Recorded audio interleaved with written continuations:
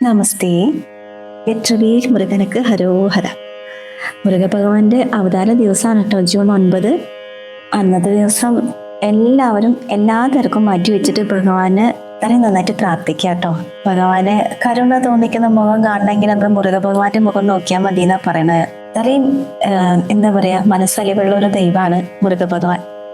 നമുക്ക് കുലദൈവത്തിനെ അറിയാത്തവരാണെങ്കിൽ നമുക്ക് മുരുക ഭഗവാനെ തന്നെ കുലദൈവമായിട്ട് കാണാട്ടോ. അങ്ങനെ ചെയ്യാം. അത്രയും കരുണ കാണിക്കുന്നവനാണ് ഭഗവാൻ.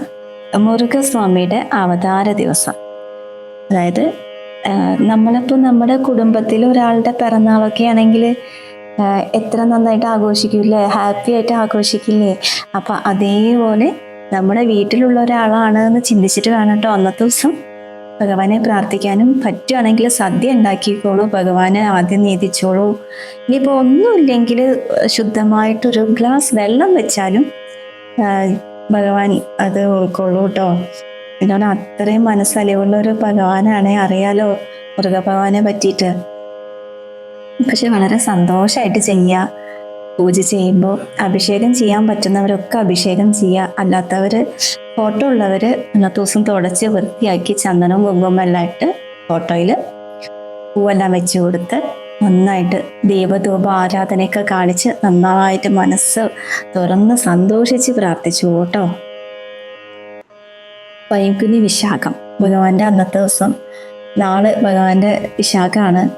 എല്ലാവരും വിചാരം കുറേ പേരുടെയൊക്കെ വിചാരം കാർത്തികയാണ് എന്നാണ് കേട്ടോ മുരുക ഭഗവാന്റെ നക്ഷത്രം. പക്ഷെ അല്ല, കാർത്തിക അമ്മമാരെ വളർത്തിയത് കൊണ്ടാണ്.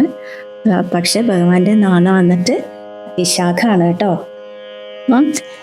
വിശാഖം എന്നുള്ളതിന്റെ അർത്ഥം വന്നിട്ട് കിളിർത്ത് വരുന്നത്, പിന്നെ പ്രകാശം, അങ്ങനെയൊക്കെയാണ് കേട്ടോ അർത്ഥം. അപ്പോൾ ആദ്യം ഗണപതിയെ പ്രാർത്ഥിക്കുക. രാവിലെ നേരത്തെ എണീറ്റ് കുളിച്ച് ഗണപതിയെ പ്രാർത്ഥിച്ചിട്ട് ഗണപതിയോട് നമ്മളൊരു സങ്കല്പം വെച്ച് പറയുക, ഇന്ന് മുരുക ഭഗവാന്റെ വ്രതമാണ്, ഞാൻ എടുക്കുന്നുണ്ട്. മുരുക ഭഗവാന്റെ എല്ലാ അനുഗ്രഹവും കിട്ടാൻ നിങ്ങൾ കൂടെ ഉണ്ടാവണമെന്ന് ആദ്യം ഗണപതി ഭഗവാനോട് നമ്മളെ പ്രാർത്ഥിക്കണം കേട്ടോ. എന്നിട്ട് വേണം മുരുക ഭഗവാന് പൂജയെല്ലാം ചെയ്യാൻ. പൂജ ചെയ്യാന്ന് പറഞ്ഞാൽ അഭിഷേകം ചെയ്യുന്നവർക്ക് ചെയ്യാൻ, അല്ലാത്തവർക്ക് സാധാരണ ഓം ശരവണഭവ 108 തവണ ചൊല്ലാം. എത്ര ചൊല്ലാൻ പറ്റുമോ അത്രയും ചൊല്ലാട്ടോ. വേൽമാറൽ ചൊല്ലാൻ പറ്റുന്നവർക്ക് വേൽമാറൽ ചൊല്ലാം. ധൂപം കാണിക്കണം. സ്കന്ധായ നമഃ ചൊല്ലാം. നിവേദ്യം പറ്റുകയാണെങ്കിൽ വെക്കൂ. അങ്ങനെ കർപ്പൂര ആരതി കാണിക്കുന്ന സമയത്ത് വെട്രിവേൽ മുരുകനക്ക് ഹരോഹരാന്ന് നന്നായിട്ട് ഉറക്കെ ചൊല്ലിക്കോളൂ കേട്ടോ. ജൂൺ 9 തിങ്കളാഴ്ച മുരുക ഭഗവാന്റെ അവതാര ദിവസമാണ്. അപ്പൊ എല്ലാവരും നന്നായിട്ട് പ്രാർത്ഥിക്കണം. തലേ ദിവസം തന്നെ ഒരുങ്ങിക്കോളൂ. അമ്പലത്തിലേക്ക് പോകാൻ പറ്റുന്നവർക്കൊക്കെ പോവാം, അല്ലാത്തവർ നമ്മളെ വീട്ടിൽ തന്നെ ഇരുന്ന് പ്രാർത്ഥിക്കാം. എങ്ങനെ പ്രാർത്ഥിച്ചാലും മുരുക ഭഗവാൻ കൂടെ വരും കേട്ടോ. ഹര ഹരോ ഹര ഹര. ഓം ശരവണഭവ, ഓം ശരവണഭവ, ഓം ശരവണഭവ. ശ്രീ വള്ളി ദേവസേന സമേത ശ്രീ സുബ്രഹ്മണ്യ സ്വാമിനെ നമോ നമഃ.